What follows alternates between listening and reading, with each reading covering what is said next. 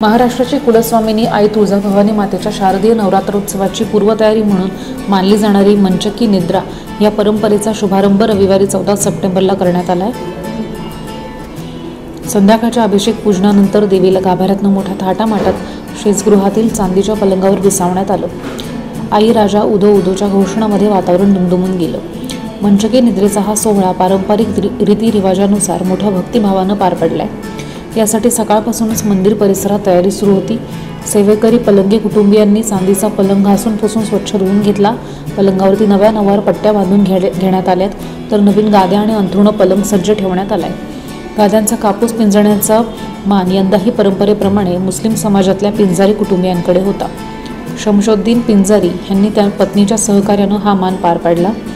सकाळी गादीसाठी लागणारा कापूस परिसरातील आराधी महिलांनी पारंपरिक गीतांच्या तालावर पिंजला। त्यावेळी मानकरी जनार्दन निकते, शकुंतला निकते, मंगेश निकते, रवी निकते, नंदकिशोर सरवदे, लक्ष्मीकांत सरवदे यांनी गाद्या शिवून घेतल्या। त्यांना नागेश कुलकर्णी यांनी मदत केली आहे। सायंकाळी खंडोबा देवस्थानचे पुजारी वाघे यांनी आणलेला भंडारा देवीच्या मूर्तीला लावण्यात आला। त्यानंतर 2 धार्मिक विधी संपन्न झालेत। त्यानंतर देवीला सिंहासनावरून पलंगावरती विराजमान करण्यात आलं। या सोहळ्याच्या वेळी मंदिर संस्थांचे व्यवस्थापक तहसीलदार माया माने, धार्मिक व्यवस्थापक अमोल भोसले, जयसिंग पाटील, नागेश शितोळे यांच्यासह मंदिर संस्थांचे अधिकारी, कर्मचारी, पुजारी, सेवेकरी आणि मानकरी मोठ्या संख्येनं उपस्थित होते।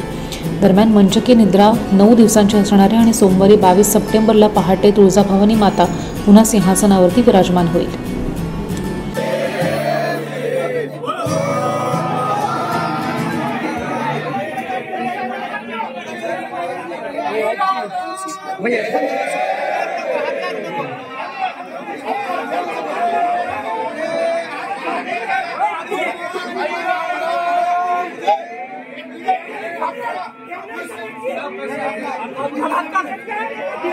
Gracias.